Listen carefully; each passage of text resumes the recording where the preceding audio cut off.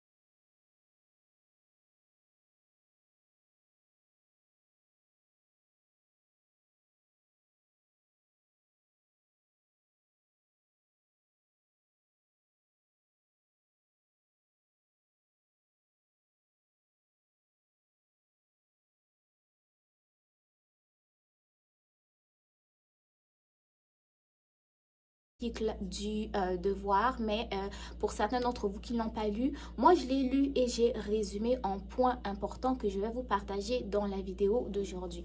Donc après avoir lu l'article, j'ai recensé les points suivants. Premier point, c'est qu'il y a une baisse de demande des admissions dans certaines universités au Canada ici et surtout au Québec. Et au Québec, on dénombre environ 19 universités et dans toutes ces universités-là, il y a des étudiants étrangers qui sont présents. Donc, il y a une baisse de demande d'admission et les universités comme le INRS, le CAC et l'ETS rapportent déjà une diminution notable des candidatures d'étudiants étrangers pour les prochaines sessions. Là, nous sommes déjà en session d'hiver, donc les prochaines sessions qui veut dire session d'automne 2025, hiver 2026, il y a déjà moins de demandes d'admission. Et vous savez que la plupart de ces établissements d'enseignement-là accueillent beaucoup d'étudiants étrangers, ok? Donc, la tendance commence déjà à s'intensifier alors que on n'a pas le nombre exact de quotas au niveau fédéral et au niveau provincial. Donc, les étudiants ont déjà fait un pas en arrière. Ils veulent vraiment savoir sur quel pied danser. Ils ne veulent plus se faire avoir parce que lorsqu'on fait une demande d'admission, il faut payer. Lorsqu'on entame les procédures d'immigration aussi, il faut payer. Donc, ils ont fait un pas en arrière et je salue vraiment ce que vous avez fait, les amis. Deuxième point, c'est qu'il va avoir un impact sur la recherche. Les étudiants étrangers, notamment ceux des cycles supérieurs, on parle de la maîtrise et doctorat, jouent un rôle essentiel dans les programmes de recherche au Québec. Leur présence contribue à la compétitivité scientifique de la province, en particulier dans les domaines tels que génie, sciences de la vie et l'aérospatiale. Donc, au niveau de la recherche aussi, on commence à... on ne sait pas trop, parce que les étudiants aident beaucoup dans la recherche. Là, le nombre d'étudiants commence à diminuer. La recherche est un peu en danger dans le domaine des sciences, génie et le domaine de l'aérospatiale. Troisièmement, c'est aussi les préoccupations financières. Comme je vous ai dit, les étudiants étrangers et les étudiants canadiens ne payent pas la même chose. Un étudiant étranger peut payer le double, voire le triple des frais de scolarité que paye un étudiant canadien. Donc, de ce côté-là, sachez que les droits de scolarité qui sont déjà plus élevés que ceux des étudiants canadiens et québécois représentent une source de revenus cruciale pour plusieurs universités. C'est le journal qui le dit.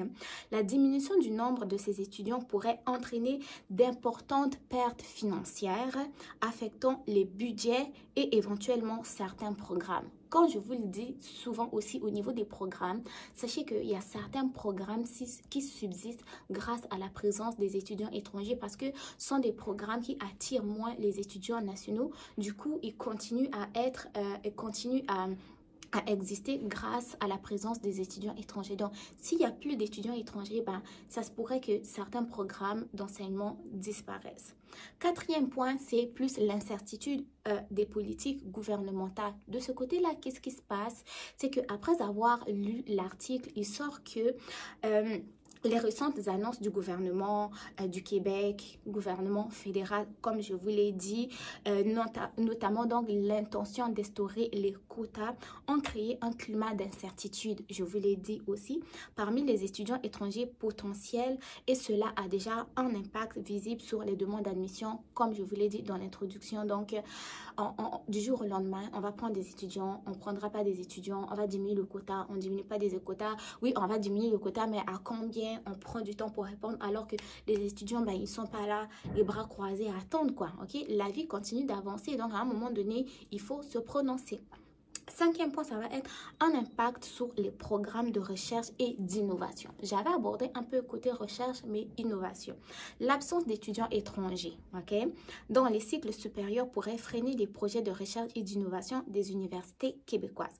Certaines institutions comme Polytechnique de Montréal expriment vivement des inquiétudes à ce sujet. Encore, on dit que les étudiants étrangers rapportent rien là. Qui vous a dit? Qui vous a dit? Qui vous a dit? Peut-être qu'on parle rarement de l'apport positif des étudiants étrangers au Canada, mais les établissements d'enseignement, vu qu'ils sont un peu, comment on dit, pas dans la merde, mais ils vont être un peu en difficulté dans les prochains mois et tout là, commence à le dire, Sixième point, réaction des universités. Donc, de nombreuses universités telles que McGill, INRS ont exprimé leurs préoccupations concernant l'impact négatif que pourrait avoir la réduction du nombre d'étudiants étrangers sur leur attractivité et leur capacité à recruter des chercheurs et étudiants de qualité. En dernier point, il va avoir des conséquences possibles sur les programmes une fois de plus. Donc, il y a certaines universités qui l'ont dit ouvertement, comme l'UQAC par exemple, commencent déjà à évaluer en fait l'impact budgétaire de la baisse prévue du nombre d'étudiants étrangers. Cela pourrait conduire à la disparition de certains programmes en raison du manque de financement. Donc, en gros, avec les points que j'ai mentionné dans la vidéo d'aujourd'hui, ce qui ressort plus, c'est que les universités craignent premièrement que certains programmes disparaissent si les étudiants étrangers ne sont plus là et aussi des problèmes au niveau des finances. Les programmes subsistent parce que les étudiants étrangers viennent s'y inscrire dans ces programmes-là. Et au niveau des finances, même si le gouvernement subventionne certains établissements d'enseignement, mais la part financière qui est apportée par les étudiants étrangers reste quand même assez énorme. Si on prend l'exemple d'un étudiant étranger qui étudie dans un programme de soins infirmiers, ça c'est mon exemple parfait, idéal de tous les jours. Un étudiant québécois va payer 300 $ des fois la session, alors qu'un étudiant international va payer 10 000 $ la session. On comprend que pour un étudiant québécois, il y a une part qui est remboursée, qui est pris en charge donc par la contribution des Canadiens grâce à l'impôt, alors que l'étudiant étranger ne paye pas d'impôts et autres, mais ça reste quand même assez énorme. On prend 300 $ à 10 000 $, la différence est assez remarquable. Donc, si les étudiants étrangers sont fâchés parce que les politiques n'arrêtent pas de changer, il n'y a rien de stable et que les programmes de formation, les finances commencent à être problématiques, qu'est-ce que le gouvernement va décider?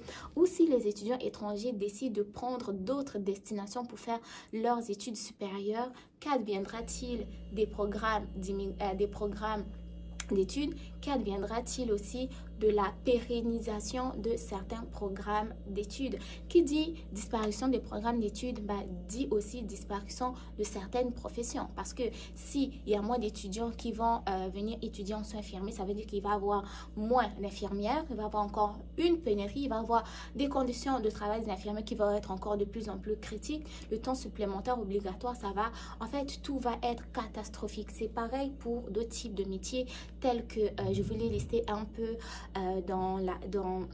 dans les premières parties, que les étudiants étrangers représentaient une part importante dans les cours qui ont attrait à la recherche tels que génie, sciences de la vie et aérospatiale. S'il y a moins d'étudiants étrangers qui vont aller faire des formations en génie, s'il y a moins d'étudiants étrangers qui vont aller pour suivre des cours dans les programmes de sciences de la vie et de l'aérospatiale, qui va y aller? Et surtout la recherche aussi.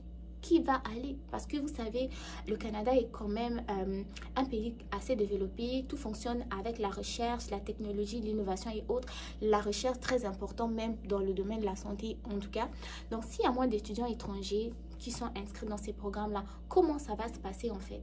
Donc je vous laisse donner votre point de vue dans la vidéo. J'espère que d'ici là, le gouvernement fédéral et provincial se seront prononcés pour trouver vraiment une solution qui va à plaire aux deux parties, soit aux étudiants étrangers et aussi aux établissements d'enseignement, et que ce soit vraiment une décision qui va être assez claire et stable dans le temps, pas de variation, tout le temps de changement, comme si je sais pas là, en fait on sait plus sur quel pied danser et autres, et que ça soit quelque chose qui va être vraiment durable, stable. Du coup les étudiants vont savoir où est-ce qu'ils s'en vont, les établissements d'enseignement vont savoir où est-ce qu'ils s'en vont. S'ils décident de fixer un quota de 500 étudiants, que ce soit 500 étudiants pour tant d'années, tout le monde sait ce qui se passe. Si c'est une réduction de temps, de nombre d'étudiants, que ce soit une réduction sur une certaine durée stable, que tout le monde sache où est-ce qu'il s'en va. Donc, c'était tout pour moi aujourd'hui. Prenez soin de vous, bon succès dans vos différentes démarches. Et je suis quand même assez fière de vous, étudiants, dans le sens où vous commencez quand même plus à prendre le temps de mieux vous préparer pour venir étudier. Vous vous êtes rendu compte que en ce moment tout était variable, tout diminue, tout monte, on ne sait pas quoi faire. Prendre un pas de recul pour mieux se préparer.